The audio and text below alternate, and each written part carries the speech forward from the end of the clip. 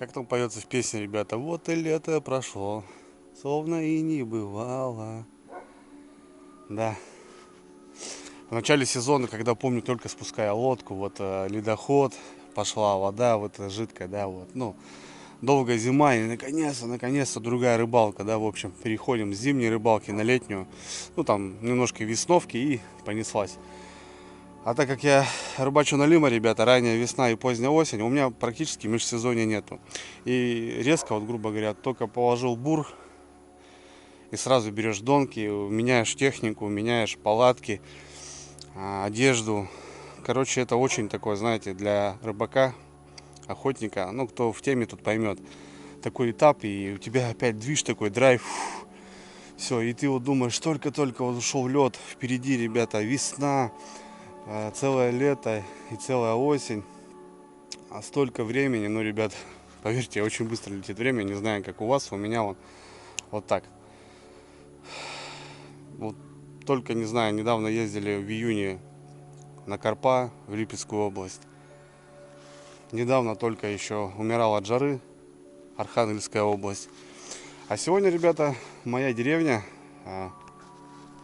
14 градусов тепла, конец августа, ребят, все, осень начинается. И сейчас будет очень-очень все быстро происходить. Каждый день даже будет заметно по этим деревцам, как будет желтеть, ребята, лист, потом он будет опадать и так далее.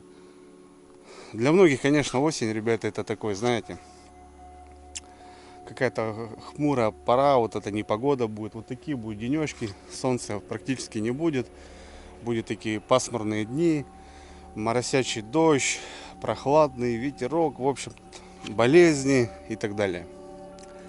И как бы все немножко заходят, так скажем, в печаль, не знаю, там такая угрюмость, нет никакого настроения. А для меня, ребята, для таежников, не знаю, наверное, кто-то в теме, опять же, это движуха, ребята. Это очередной этап. И летом, ребята, я в лес не езжу с палатками, избушки у меня нету. В основном там фидер, плюс-минус как-то возле на пляжах лето проводим с рыбалкой какой-то, не какой-то. А осень, ребята, это уже совсем другая история, это намного более интересно, это уже заезжаем в лес, потому что прохладно, потому что уже в лесу можно двигаться, нет такого гнуса. Грибы, ягоды, ребята, охота, понятно, для охотников, да, уже на утку открылась, на боровую уже скоро-скоро откроется. Рыбалка по налиму, ребят, в общем, для меня осень это очень-очень такая пора, прям любимая. Из всех время года, да, я полюбил, конечно, зимнюю рыбалку. Раньше для меня это казалось все более жестко, сложно. Но с приобретением, ребят, ништяков, палаток, печек, техники, это оказывается очень-очень круто, интересно. И мне очень нравится зима в последнее время. Лето, ребят, что-то как-то она все так. Летом рыбалку не особо мне нравится. Именно по фидеру посидеть. А так, не знаю. Осень, ребят, да, это тема. В общем, ребят, сегодня собралась с небольшим обзором. Многие просили, давай покажи уже наконец-то. Понятно, что не вся коллекция, ребят. Сегодня хочу показать мою историю ножей, так скажем. Что собрал, что нашел. Потому что все потеряно, все уже и подарил многие ножи. И, короче, собрал, ребят, небольшую партию ножей. Потому что сейчас как раз у нас впереди заезды, рыбалки, грибы. Надо перебрать, надо что-то отдать в заточку. Сам я не точу, у меня занимается друг. В общем, я ему отдаю, и он занимается ножами. Полирует, точит и так далее.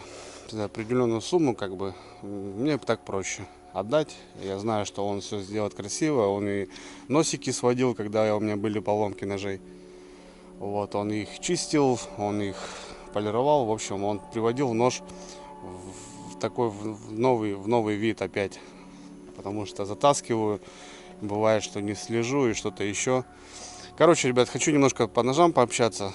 ни в коем случае не реклама, не надо сразу там писать, что там я ни в коем случае тут никакой не показушник, я просто хочу поделиться с вами этой историей, и может кому-то будет что-то полезно, вы поделитесь со мной информацией. Короче, давайте, ребят, погнали, начнем, зайдем в беседку. Хотел поставить палатку, а в палаточке поставить стол, ну, скорее всего, сейчас будет дождь, вот, по прогнозу, и, ну, думаю, блин, потом намочим палатку, ее потом сушить надо. Короче, зайдем в беседку, ребят. Я думаю, освещение и столешница оттенком бука покажет красиво. Погнали.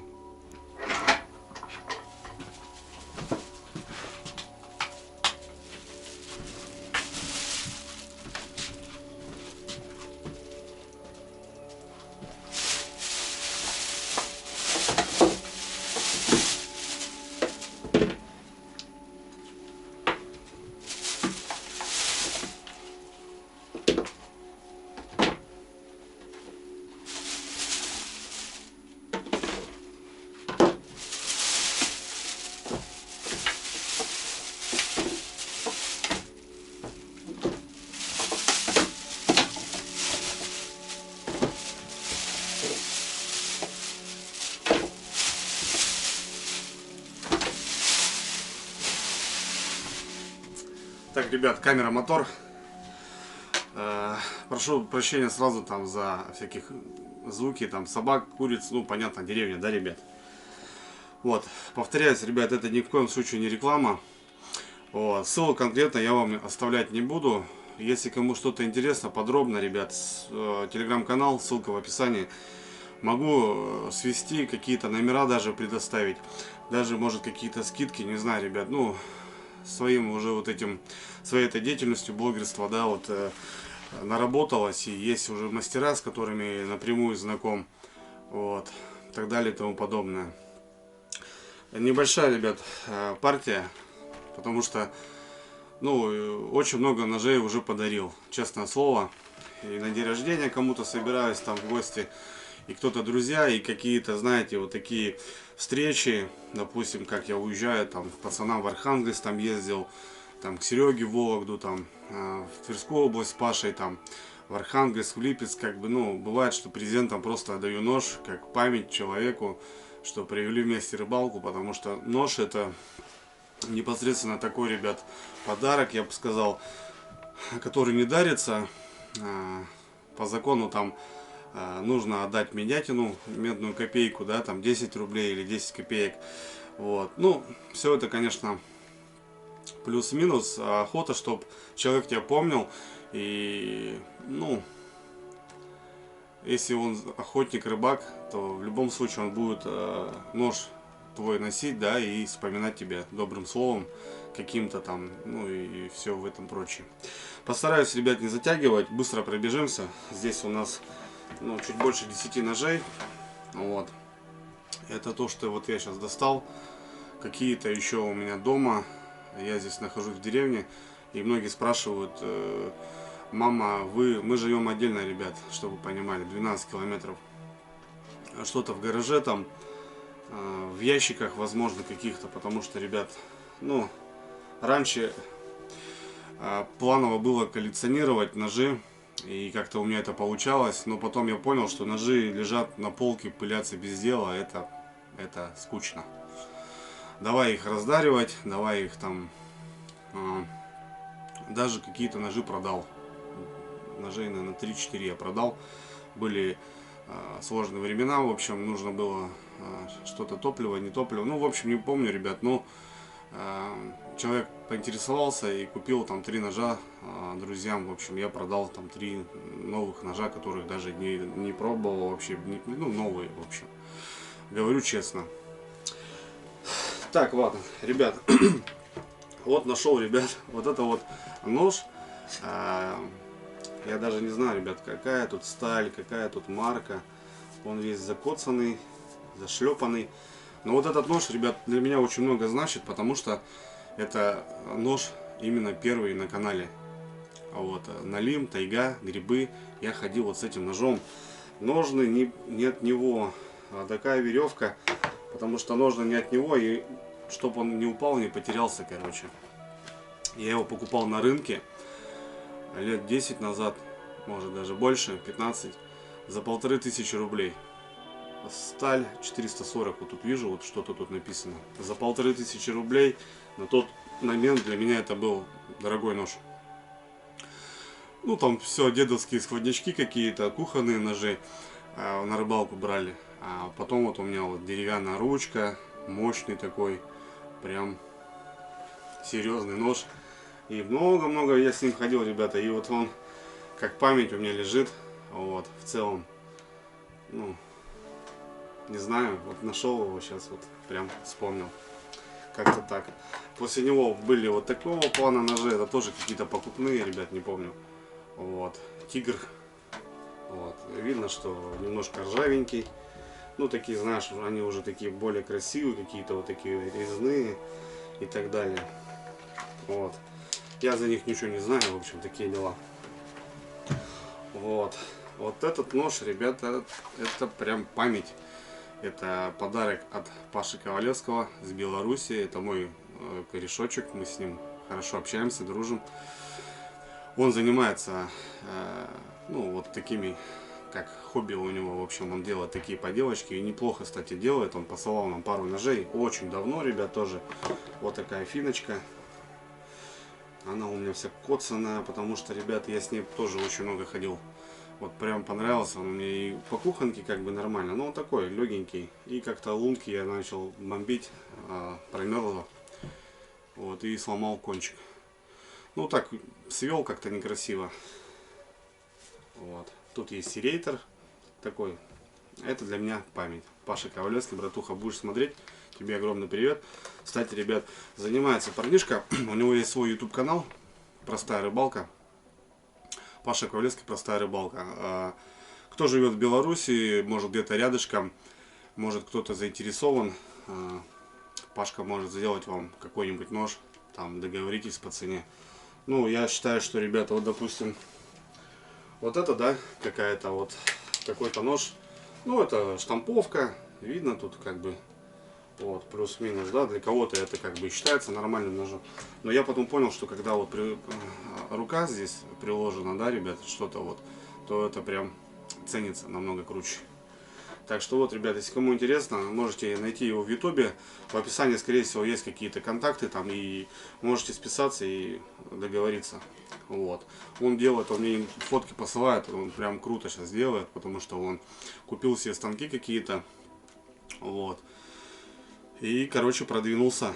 Вот. Этому ножу тоже много времени, ребята, и это для меня память. И как бы вот он лежит, ну, без дела, понятное дело, но как память он, ребят, для меня. Вот. Под грибочки, вот под кухонку прям огонь. Ну и понятно, что ему там банки колоть не нужно. Да и любым ножом, ребят, банки колоть не нужно. Вот. Потом у меня были, ребята, разного плана ножи. Это финка НКВД, помню, была у меня в исполнении карельской березы, ну, и черной венги со звездой, кстати. Я ходил с ним. Ну, какие-то еще ножи были, ребят. Ну, это вот именно, что я вспоминаю вот на канале. Вот, плюс-минус еще что-то было. Вот, ну, помню, плотно ходил с финкой НКВД, наверное, какой-то период вообще. Появились у меня какие-то якуты были, потому что, ну, якутский нож, это прям, знаете, такой, якуты делают там, и что-то такого у меня вот такого различного типа было. Такая сабля была, помню, якут. Вот, что-то еще было у меня. Короче, много ножей было, ребят. Где-то растерял, где-то, говорю, подарил, где-то что-то, где-то оставил. Ну, всякое бывает. Потом я познакомился, ребят, с Максимом. С Максимом, компания Русберг, известная компания. Ну, как компания, да? Кузница, так правильно называть, не компания. Максим производитель, в общем, ну, основатель. И с Максимом мы познакомились.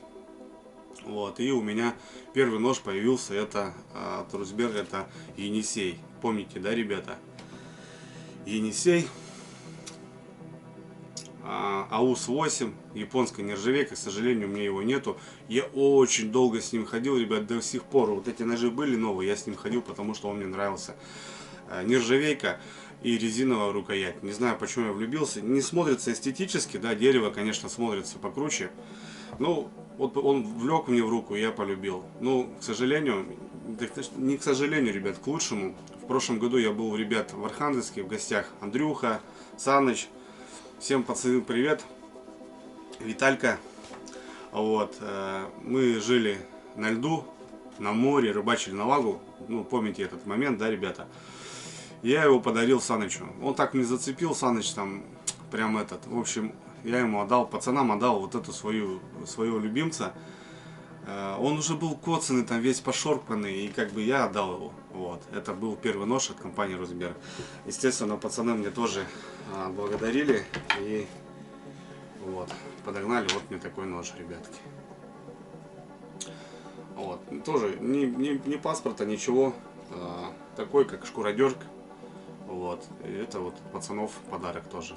Ни названия стали, ни маркировки, ничего нету. Вот такие ножны с гравировкой медведя. Независимая подвеска, что удобно очень, ребят. Можно жестко цеплять на ремешок, а можно, чтобы он болтался. Как бы, когда нагибаешься, это тоже очень удобно. Вот. От пацанов такой ножичек. Ну, в общем, я его отдал, ребята. Я говорю, пацаны, вы мне понравились. Душевные, классные пацаны. Простые и, знаете, вообще не боятся никаких преград. Потому что, когда я до станции доехал, пацаны с Архангельска приехали за мной 500 километров. Вернулись мы до Архангельска еще 500, и еще 100 с лишним до точки лова. Ну, то бишь, вообще не обломались, как бы, и вернулись, переехали, потому что не было поезда. Вот парни просто взяли, риснули, там, 1100, да вопрос, не вопрос. Вообще красавцы, зацепили меня. Вот. И с Максимом, как бы, больше плюс-минус, больше дальше, дальше больше. Вот. Начали общаться, как бы, я показывал ножи на канале и что-то еще, и как бы какой-то потом был еще у меня, ребята, нож от компании Русберг, не помню, я его потерял. Вот. Ну и в общем, дальше больше, ребят. Парни вот выпустили нож, это получается нож рыбак от компании Русберг. Тут сериетр, гравировка 95Х18, ребят, нержавеечка кованая. Вот. И как бы вот появился у меня нож рыбак. Я его подарил Сереге Вологде, есть видео, когда мы с ним классно отрыбачились. Вот. Макс потом сделал на день рождения, мне, ребята, вернул такой нож с гравировкой рыбалка с дрюней. Не знаю, видно, не видно. Вот. Я с ним хожу сейчас. Это у меня как основной нож сейчас в данный момент, плюс-минус. Ну, он лежит у меня в сумке. Вот. И я ложу его сейчас на рыбалку. Вот. Так что вот такой нож, ребят. Тоже независимая подвеска, телячья кожа, крепкие ножны классные. Вот. Сделано все четко, прошито. Хлястик такой, как правильно называется, темник. Ну, в общем, я вот это, в принципе, убираю, ребят, мне не нравится, потому что цепляется где-то. Вот, я стараюсь просто убирать. Отверстие есть, а я убираю, потому что не раз было замечено, где-то зацепился, ребят, и потерял. Вот. А от компании Русберг у меня еще есть вот такой нож, ребята. Это филейник 95Х18 кованая. 95Х18, ребят, это нержавейка. Вот. Здесь тоже есть гравировочка Андрею Новикову от компании Русберг. Макс мне делал подарок. Филейник вот такой, в таком исполнении. Вот. Что нравится, ребят, по стали, что, ну, потому что в основном рыбаки, как бы, вода, да. Если охотник где-то в лесу, ну, плюс-минус, но рыбаки все-таки рыбу чистят, там, что-то еще. И, как бы, понятно, что все могут промокнуть там. Но я считаю, что для рыбака лучше всего это нержавейка. Не знаю. Вот такой филейник, ребят. Работал с ним немножко, ну, как понял, что не особо он мне и пригодился, как бы. Лежит, скучает. Но, возможно, если куда поеду, где будет куча рыбы, вот, то я возьму его как, ну, просто как нож, чтобы разделать рыбу. Вот здесь простая, видите, даже независимой подвески нету, потому что, ну, ты его не будешь на повседневку носить. Это конкретно для разделки рыбы на филе. Вот, вот такой ножичек, ребят. Есть у меня еще, ребят, нож от компании Русберг. Это нож лесник. А я его потерял, ребят. Я его потерял. По рукояткам сейчас я вот ничего не вспомню. Здесь, скорее всего, бук. Вот. Здесь дуб был. Вот. Здесь вот такой ножичек. Красивый, ребят. Классный ножик. Лесник. Я его потерял. Буквально как только приобрел, как он мне появился. Вот, я его потерял. Но я его нашел. Нашел. Потом какое-то время были дожди. Вот видите, как он мне заржавел, ребята. Здесь сталь D2. В чем отличается, что там, допустим, 95Х18 нержавейка, она не ржавеет. Ну, возможно, даже где-то местами может какие-то точки появятся. Здесь же D2 конкретно это немецкая сталь, как мне не изменяет память. Вот, она ржавеет. И вот просто пролежал в ножнах, ребята, и смотрите, в чем с ним стало. Разница в чем? Нержавейка, она мягкая, ее можно, в принципе, подточить где-то даже бруском в лесу на рыбалке. А эта сталька, ребята, она уже поплотнее, помощнее. Вот, она и тупится, конечно, реже, но ржавеет, нужен уход. И что-то я вот так привез его и, блин, бросил. Надо заняться. В общем, все это делается, все это отполируется, все это будет нормально. Вот такой ножичек лесник, ребята, классный для леса. Вообще огонь. Вот, надо заняться. Сейчас, кстати, как раз вот перебираю ножи. И надо его на видное место. Потому что сейчас кое-какие ножи в игру будут затачиваться. Скорее всего, вот я его... Не скорее всего, я его повезу, чтобы его отполировали, сделали. Можно это, конечно, дома. Не знаю, там какие-то есть средства. Зубная паста, не зубная паста. Ну, в общем... Постогой, не постогой, не знаю, ребят. Сейчас, конечно, есть всякие различные другие заводские. Вот. Ну, в общем, такие дела. То бишь, такой нож, если что-то как-то использовали, то его перед тем, как положить ножны, воткнули. Он у нас немножко подсох. И в сухие ножны мы его ложим спокойно, кладем. Вот. Погнали дальше, ребят.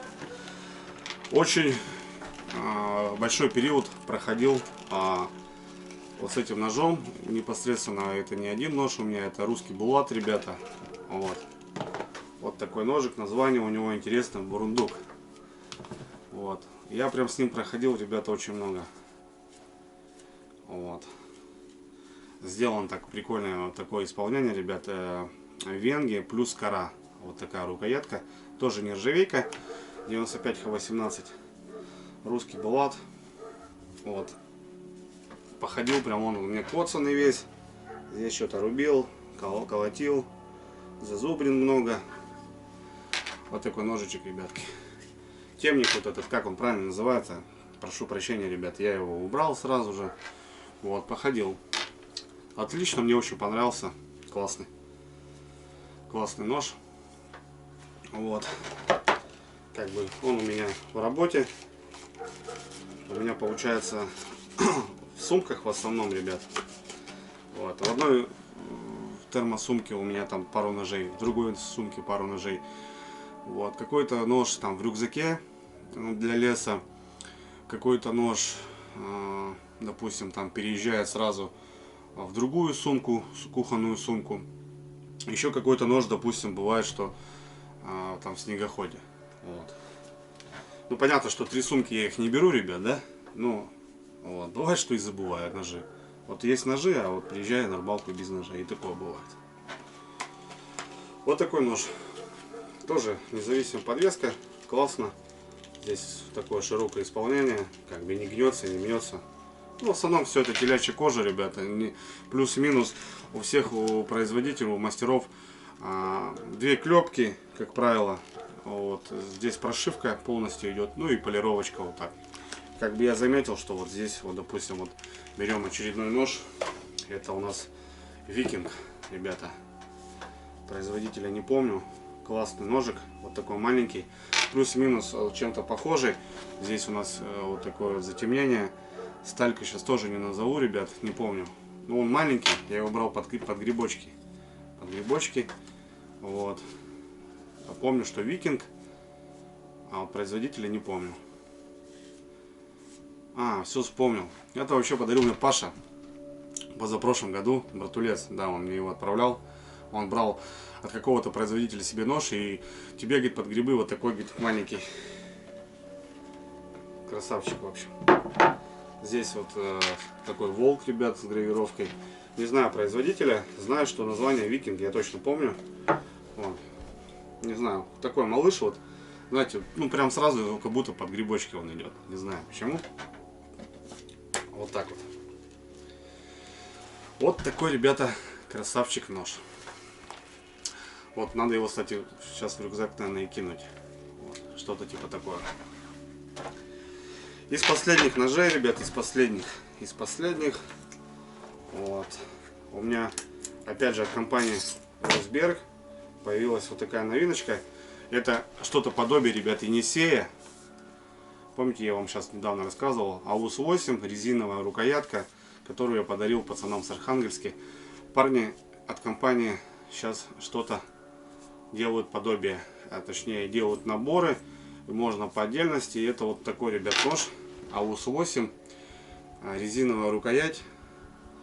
Вот, называется Практик. Ну, это типа, как знаете, как вот турецкий вот носиком, с таким носиком.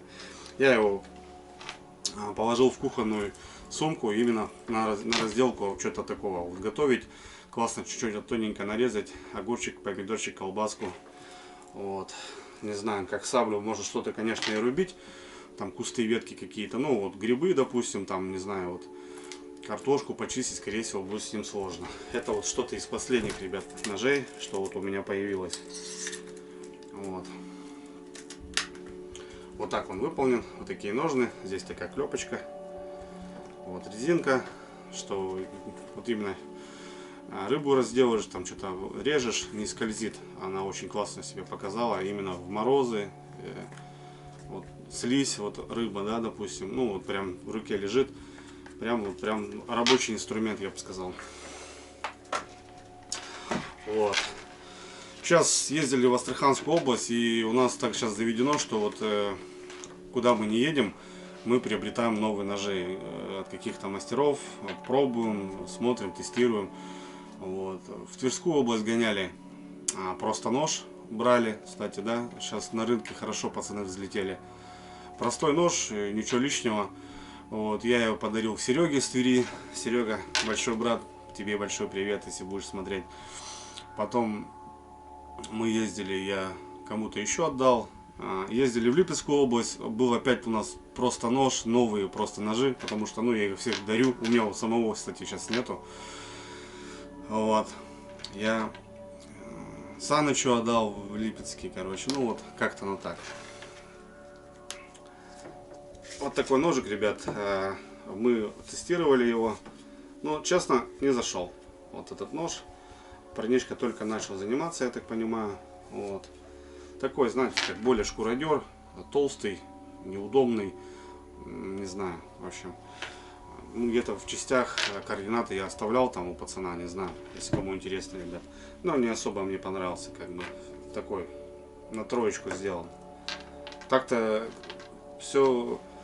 Понятно, что, ребята, парень только начинает заниматься, там особо оборудования нету, но вот что-то как-то как будто вот надо и дорабатывать его. Что-то вот как-то здесь толсто, не знаю, вот я обычно люблю картошку вот так чистить, да, допустим. Здесь слишком далеко лезвие, вот она только здесь начинается. Ну, короче, такие вот мелочи. Это что-то из последних ножей, ребята. Вот. Вот, в Астраханскую область мы брали. Ну, ножны как-то вот тут, не знаю, сделаны, знаете, видите, как бы, во-первых, независимой нету, так еще и тут тоненько все, как-то вот, ну, ремень не пролезет. Вот, есть такой нож, ребят, это прям дорого-богато, это тоже подарок. он выполнен, ребят. Смотрите, какой красавчик. Видите, еще пленка. Я уже не помню, какой производитель. Вот. Какая сталь здесь. Ну вот он прям еще с такой косичечкой, с таким черепом. Вот. Короче, надо документы смотреть, ребята. Вот такой подарок, тяжелый, красивый нож. Прям такой, знаете. Вот он, что-то вот сейчас я его нашел. И даже я не помню. Ну, сделано тоже классно. Широкая независимая подвеска. Здесь отверстие, чтобы воздух выходил. Вот такой красавчик, ребят. Офигеть. Я даже и сам не помню, честно. Надо будет смотреть. Вот такой красавчик. Это подарок. Я помню, но надо вспоминать. Так, ребят. Просто нож. Вот вернемся, да, вот у меня вот я сам пользовался просто ножом. Где-то он у меня есть, кстати, он или нету, я вот не помню. Потом все, что было новое, все я дарил. Дамир сейчас, кстати, приезжал, у нас был конкурс небольшой, когда у нас была рыбалка. Выпуск есть на канале, но я там его сделал немножко по-другому. У нас там был победитель, я сразу сказал, что у нас будет победитель, я дарю нож. Короче, у нас там самый крупный подлещик был. Вот, я подарил нож, как бы. Ну, на видео это не показывается, потому что, ребят, ну, как вы думаете, что все показывается? Ну, нет, конечно. Вот. Тут у меня сейчас, ребят, вот из последних вот появился вот такой нож. Это вот именно как раз от компании Просто Нож. Вот, они так и называются. Вот, смотрите, какие ножны, ребята, сделаны под старину.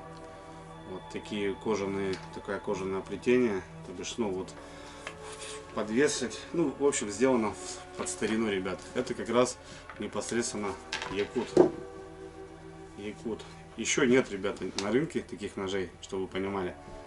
Вот, но у меня он уже появился. Чисто хочу вот сейчас походить с ним в лес. Вот такой якут, ребята. Карельская береза. Это что-то новенькое будет у Просто Ножа. Вот они сейчас выпускают крепко ножи. 95 Х18, Х12 МФ. Это уже нержавеющее. И вот смотрите, ребят, какой якут будет на рынке, скорее всего, не знаю, может и не будет. Вот. Ну вот одна стороночка, кто знает, тот знает. Здесь у нас односторонняя заточка.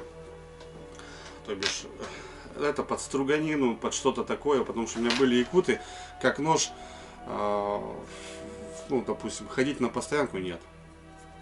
А это же все режется очень тонко в одном положении, допустим, как на постоянку, я считаю, что нет. Хотя не знаю. Здесь у нас уже D2, ребята. Вот здесь гравировочка. Вот. Были замечания, что вот именно плоская рукоять и никаких нету ступора, вот типа вот выемки сейчас они начали делать, я знаю. Вот, ну вот такой якутик, ребята. Очень круто сделано, выполнено классно. Ржавейка, но очень выглядит красиво. Ножны, ребят, просто смотрите, какие шикарные. Вот, это что-то из последних. Вот, видите, классно, да, сделан. Так что вот это у меня такая новиночка. Вот, под грибочки, ребят, обязательно похожу с ним. Ну, честно, ребят, якут не мое. Ну, как куда-то в поездочку какую-то взять можно. Да, в принципе, ребят, к ножу просто нужно привыкнуть. Я что хотел сказать. Тут и всех вот этих ножей, ребят, да, плюс-минус, они так-то будут все работать. Они будут все работать. Просто нужно к нему норовиться, привыкнуть, за ним следить, если он ржавейка, да. Вот, и все будет нормально. Я говорю, я вот с этим тоненьким ножом от Паши, я рубил лунки, открывал банки, тушенки, и Паша постоянно после видео пишет мне: Андрюха, ну ты что, говорит, возвращаешься с ножами? Мне, говорит, прям аж больно. Так я говорю, ну нож должен быть работать, ну как вот взять вот такой красивый, драгоценный нож, и ко мне приезжают ребята, ну, ручка просто, не знаю, как освещение, ребят, там как будто, знаете, сделано из какого-то алмаза. Ко мне приезжают ребята с какими-то гравировками, с дорогими ножами. Ну и просто он повесил его на яйца и висит. И я там говорю, давай там банку тушенки пока открой, там макароны сейчас кипят. И, ну, а где твой нож, допустим, а что ты своим не открываешь? Ну, жалко, там, что-то еще поцарапать, там. Я вот этого не понимаю, ребят. Если у вас есть нож, появился, то ну, он должен работать. Он должен работать, чтобы он лежал на полке, ну, не знаю, тогда. Ну, пусть он лежит красивый на полке. И... Ну, вот этого смысла нету. Понятно, что у всех в плане ножей там, да, свое мнение, и у всех своя рыбалка, да, допустим, кто-то там ходит там, троллингует или там ходит, джигует там на каком-то катере, ну, ему там достаточно там подрезать резку, как минимум, вот, и не более того, допустим, таежники, охотники, ну, нож это, ребят, это третья рука, это все, просто все, это у тебя он висит, и он тебе может жизнь спасти, это вообще, я к ножу можно тут доводить такие доводы, что ужас, ужас просто. В лесу нож вот в таких условиях, ребята, он незаменим. Это все, это просто все. И открыть банку тушенки, как там, нарезать какую-то ветку, там, срубить, там, что-то еще по удочкам, туда-сюда, там, залезть в мотор, там, от снегохода, что-то как отвертку подрезать, там, неважно. Это просто без ножа, ребята, в лесу, это тяжко. Соответственно, ты его коцаешь, где-то металл, там, что-то еще, там, вода, режешь, рубишь, щеку, там, на печку, там, нож, это вообще, ребят, такая штука. Для таких условий я имею в виду. И тут нужно понимание, какой тебе нужен нож. Вот. Понятно, что я еще раз говорю, где-то там складничком тебе достаточно леску прорезать, а здесь у тебя помощник, прям помощник. Вот. Это такое мнение мое, что если ты берешь дорогой нож, ну, я не знаю, зачем тогда брать такой дорогой нож и молиться на него, боясь поцарапать и так далее. Ну, нож должен работать. Вот, это мое мнение. Ходишь, понтуешься, ВДВ, гравировки, там, ну, там, в моем случае были такие моменты, когда мы приезжали, у меня корешок приехал с таким ножом, смотри, какой нож крутой. А по факту этим ножом он ничего не делает, и, ну, вот так. Соответственно, как бы к каждому ножу, ребят, можно привыкнуть, понимаете, как бы даже вот с этим можно ходить там в лес и что-то резать и рубить. Просто нужно привыкнуть, вопросов нет. Вот. Потом по сталям все понятно. Я считаю, что 95 Х18, там АУС-8, вот, ну и куча нержавеек, это подходит более для рыбака. Сталь такая, она мягенькая. Вот. Ну, опять же, ну, можно не заморачиваться и достать какой-то брусочек и непосредственно на рыбалке перед разделкой рыбы там или что-то еще взять его просто подправить, и он у тебя опять режет, колет, рубит, то бишь 3 секунды, да, допустим, если там та же D2, она более плотная, но она держит заточку, конечно, хорошо, но опять же, вот, ты ее брусочком особо не подправишь. Там нужно уже немножко посидеть, руку приложить, там шкурки разные и так далее. Ну, не суть. По рукояткам, конечно, дерево, ребят, это ближе всего. Я считаю, ну, для меня теплее, как бы, вот. Но, говорю, заметил такой момент, что вот очень зашла мне резинка, прям резинка. И зимой, и не зимой. Вот. Какие-то вот такие вот исполнения в конце ножа, тыльники, да, вот как они там правильно называются. Вот. Ну, мне не особо нравится, вот, как-то.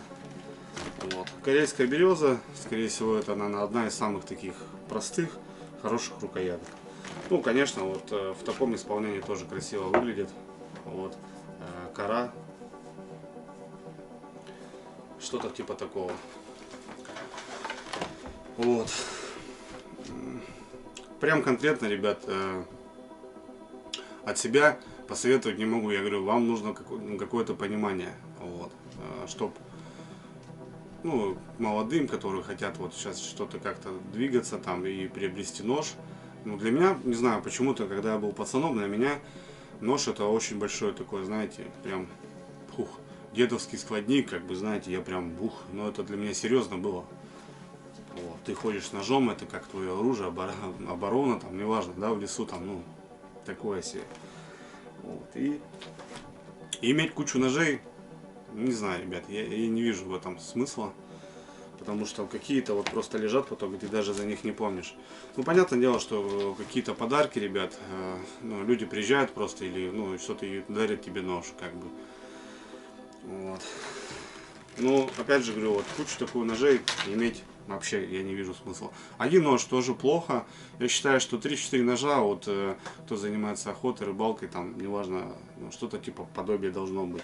Не знаю, там, если ты там рыбачишь и много сильно заготавливаешь, там, ну, вот филенечек, почему бы нет, да? Потому что, ну, разделывать на филе просто одно удовольствие. Он тонкий. Вот. В кухонку положить типа такого ножа, я считаю, тоже круто. Вот. Потому что он конкретно вот для готовки. Хопа, ты достал, чик-чик-чик, порубил, все. Вот. А так уже боевые там ножи там для себя, кто как он подобрал, там, не знаю, кто-то с якутом ходит, но ему нравится, допустим. Вот. Допустим, вот я с рыбачком хожу, ну, мне все устраивает. Вообще как бы.